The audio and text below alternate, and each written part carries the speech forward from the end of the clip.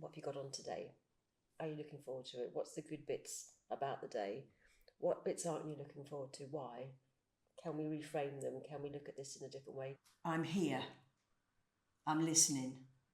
I'm here to work. Okay, am I avoiding this because it's going to be difficult? Or am I avoiding it because I don't think it's the right thing to do? What does happiness mean to you today?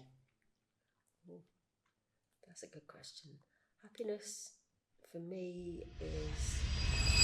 We're back for part 3 in our 3-part series. So I'm just loving this conversation that we're having today with Joe and Amanda from the Wellness Network. We've been talking all things mental health, physical health, and everything in between.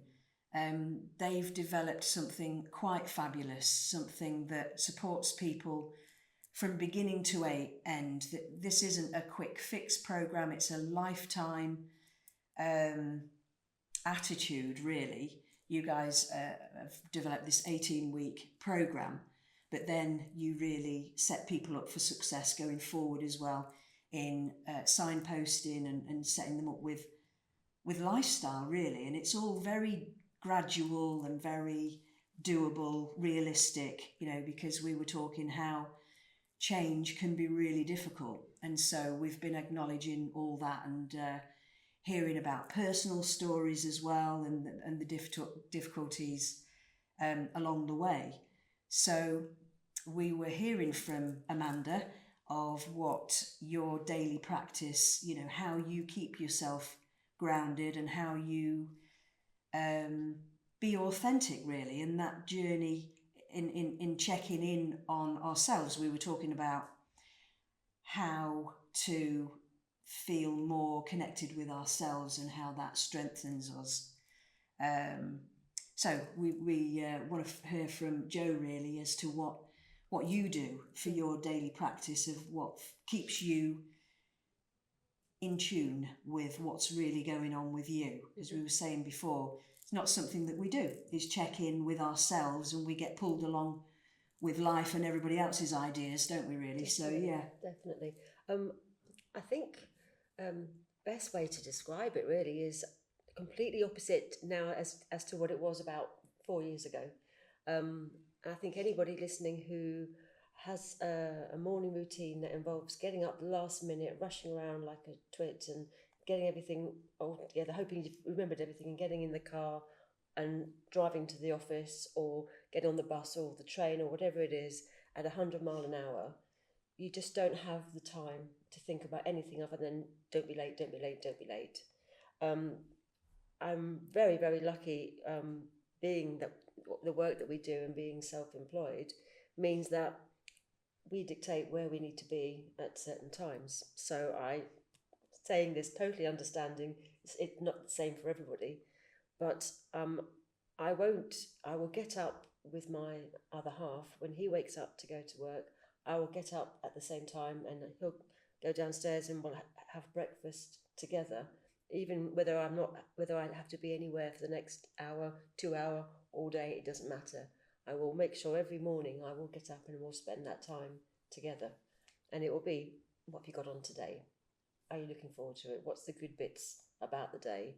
What bits aren't you looking forward to? Why? Can we reframe them? Can we look at this in a different way? Who else is going to be there to make it better? That sort of thing. So we both know what our days are going to be like, and we have expressed interest in what each other are doing. He's very well behaved in that he always makes me a nice hot water and lemon, how I always start the morning off regardless. I even embarrass him and take lemon on holiday with me. I've got a little Tupperware, I'll slice it up and take it with me. And so we have to go through the routine there as well, because it is what I do.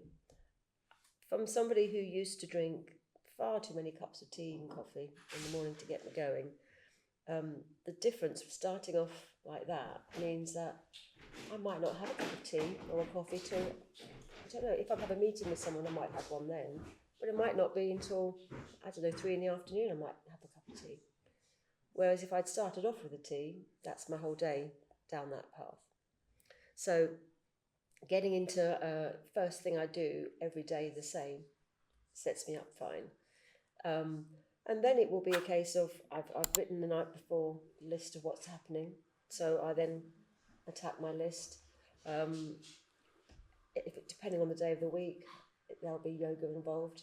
It's generally yoga involved these days. I love my yoga, and when I can do it in the morning to get started as well, even better. It's very intentional. What I'm Yes. hearing there is what you're really setting yourself up. And what I loved about what you were saying there is that discussion with your husband each day is actually not only sort of looking inward. We were talking about when we were talking about Amanda's process. It's a version of looking inward, but saying it out loud as well, you know, with your husband, to say, what am I liking about it? What am I not? So that's really finding out what your values are and what's important to you, and you know, really getting to know yourself in that way, building that authenticity. So I that's what I loved about that bit. But yeah, carry on. So my day will always say start like that. Generally there'll be yoga as well, wherever I can, before lunchtime at some point. It'll be in there, and then it really is a case of what comes up. I mean, as Amanda said, until something makes you have a reaction, whether there's an emotion comes up, whether it's anger, whether it's fear, whether it's uncertainty, it's recognizing that that's trying to tell me something, and trying to work out, okay, am I avoiding this because it's going to be difficult, or am I avoiding it because I don't think it's the right thing to do, and really trying to understand what that looks like. And then I suppose the rest of you can't always predict what a day is going to do, but as long as you have that time to think, okay, now I understand why that